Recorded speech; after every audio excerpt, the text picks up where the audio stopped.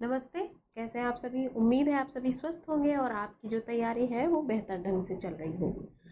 आज की जो हमारी कक्षा है उसमें भी हम नाटक पढ़ चुके हैं उनके प्रश्नों को हल करेंगे। उसमें भी कहने से मेरा मतलब है कि हमने अब तक जो भी नाटक पढ़े, अंधेर नगरी, भारत दुर्दशा और ध्रुव स्वामिनी, चंद्रगुप्त और स्कंदगुप्त, तो इन सारे नाटकों के हम प्रश्नों को हल कर रहे हैं। तो कुछ प्रश्न हमने पिछली कक्षाओं में हल किए और कुछ प्रश्न जो हमारे हैं वो हम आज की इस कक्षा में हल करेंगे। ठीक है, तो चलिए हम देखते हैं अपने जो नाटकों की हमने कथा वस्तु पढ़ी है, महत्वपूर्ण कथन पढ़े हुए हैं, उन नाटकों से संबंधित प्रश्नों को। तो हमने कल कुल जो हमारी पिछली कक्षा थी हमने उसमें कुल 16 प्रश्नों को हल किया था। आज हम उससे आगे की संख्या को देखेंगे। तो आज का जो हमारा प्रश्न है वो है 17वां प्रश्न और प्रश्न है, विजय तृष्णा का अंत पराभव में होता है। अलक्षेंद्र राज सुव्यवस्था से बढ़ सकती है, केवल विजय से नहीं। ठीक है, यह विचार चंद्रगुप्त के किस चरित्र का है? तो ये बताना है आपको। फिर से देखते हैं। विजय तृष्णा का अंत पराभव में होता है। अलक्षेंद्र राज सुव्यवस्था से बढ़ सकती है, केवल विजय से नहीं। ठीक है,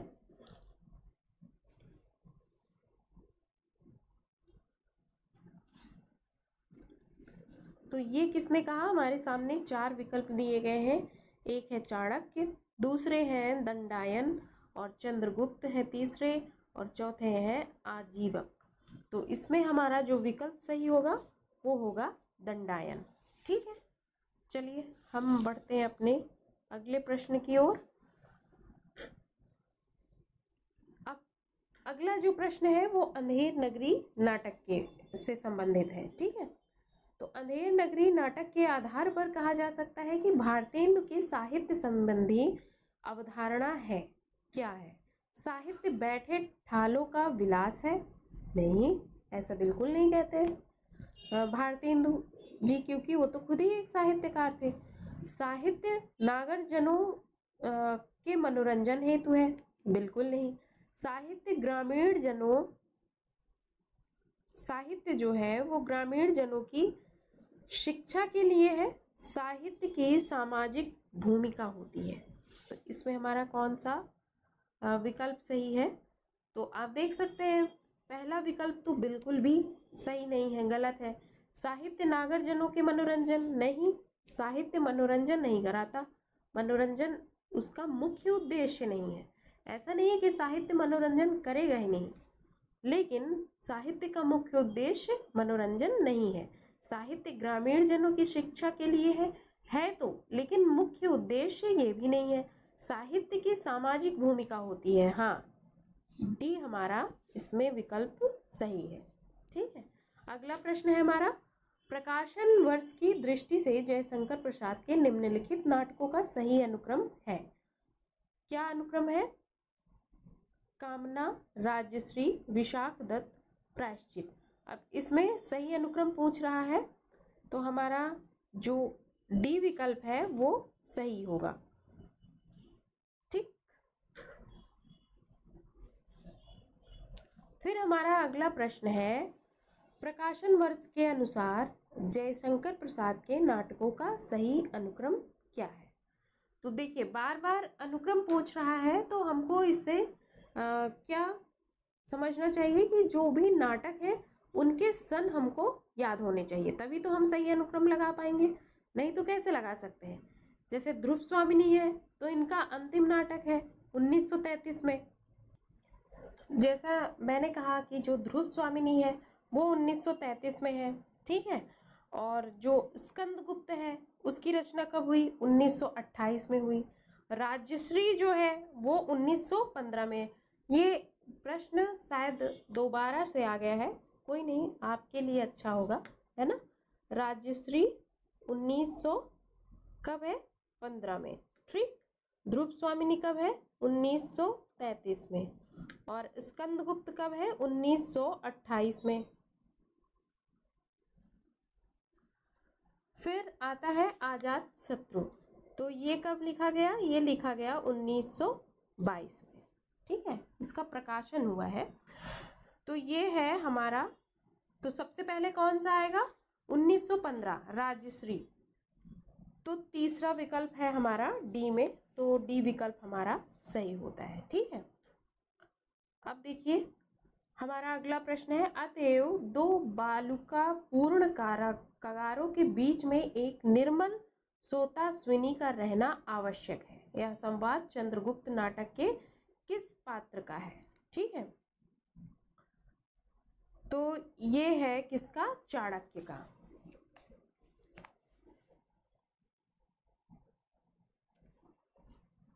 बाईसवां है हमारा अगला प्रश्न है, सुमेलित करना है, और वो क्या है? अरुण या मधुमय देश हमारा। ये नाट्य गीत है जो आपके नाटकों में गीत रखे गए हैं, और जयशंकर प्रसाद के नाटकों में तो गीत खूब रखे गए हैं। तो ये नाट्य गीत है और ये पात्र हैं, इनसे आपको सुमेलित करना है। अरुण या मधुमय देश हमारा, जहां पहुंच अनजान क्षितिज में मिलता एक सहारा, किसने कहा है? तो ये कहती हैं कौन? कॉर्नेलिया। तीसरा सही है। देखिए तीसरा ए में कहाँ आ रहा है? दो जगह आ रहा है। ठीक है, तो ये दो तो हमारे बिल्कुल ही गलत है, तो सी और डी में अब देखना है। दूसरा है, हिमाद्रि तुंग श्रृंग से प्रबुद्ध शुद्ध भारती, कौन कहता है? तो इसमें है हमारा अलका। देखिए तो हमारा यहाँ भी डी सही होता है। ठीक है, ये सी क्या होगा? गलत होगा। तो 3 4 5 2। तुम कनक किरण के अंतराल में लुक छिप कर चलते हो क्यों? अब ये कौन कह रहा है? सी का राक्षस। आ वेदना मिली विदाई, ये कौन कह रहा है? ये कह रही हैं देवसेना। ठीक, कविता करना अनंत पुण्य का फल है। इस दुराशा और अनंत उत्कंठा से कवि जीवन व्यतीत करने की इच्छा हुई। यह संवाद पंक्ति जयशंकर प्रसाद के किस नाटक की है? अब देखिए,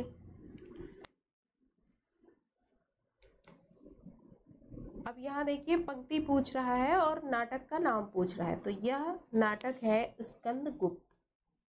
ठीक है, फिर हमारा अगला प्रश्न है, कितना अनुभूतिपूर्ण था वह एक क्षण का आलिंगन, कथन किस रचना से है? तो ये कथन है ध्रुव स्वामिनी से। ठीक है, फिर हमारा अगला प्रश्न है, इनमें से कौन सा अनुक्रम संगत है? ये भी प्रश्न दोबारा से आया हुआ है, इसमें ए सही होगा।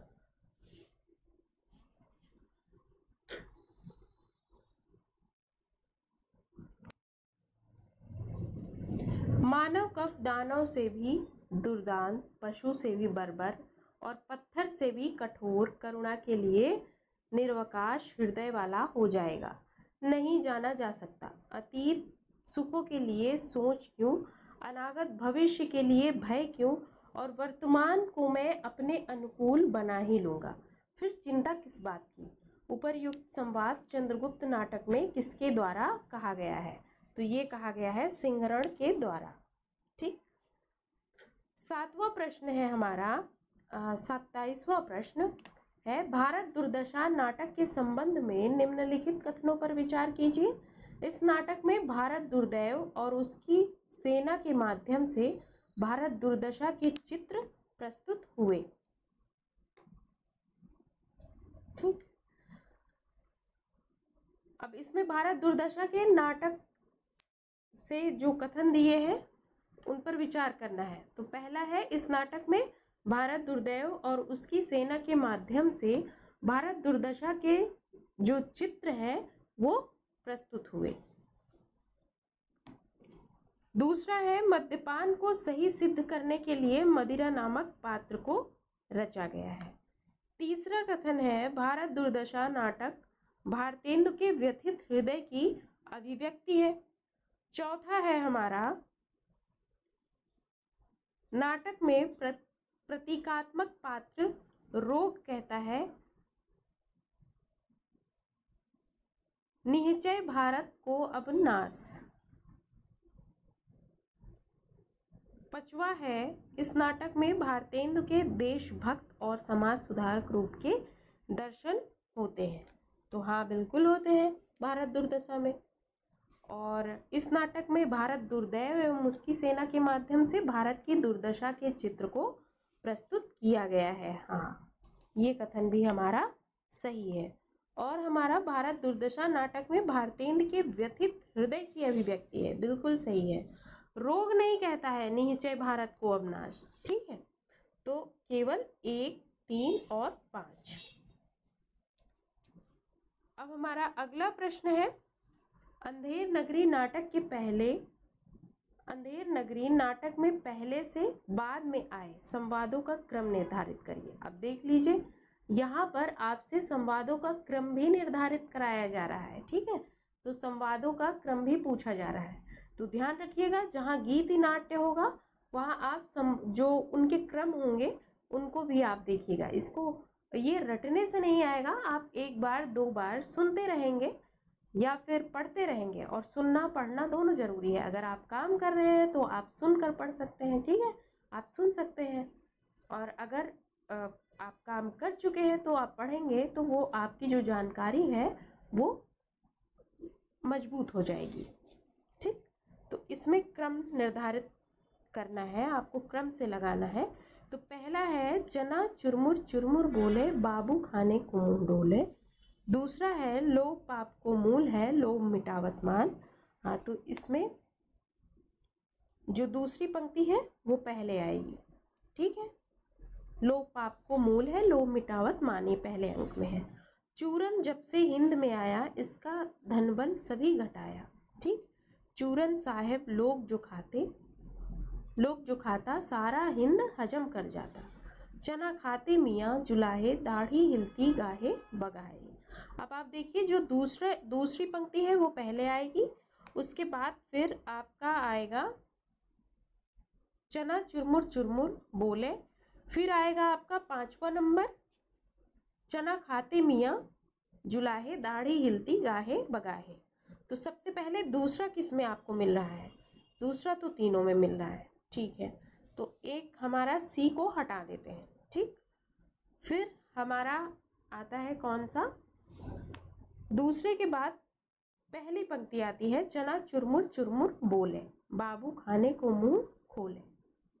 ठीक, तो 2 के बाद 1। ठीक है, फिर चने वाले की ही पंक्ति आती है 5। हाँ, तो हमारा डी विकल्प यहाँ पर सही है। तो ये होगा हमारा दूसरा। ठीक है, ये पहले आ जाएगा। फिर चने वाले की पंक्ति पहली, चना चुरमुर चुरमुर बोले बाबू खाने को मुंह डोले। फिर उसके बाद 5वीं पंक्ति आएगी, 5वें नंबर की पंक्ति आएगी, क्योंकि ये भी चने वाले की ही है।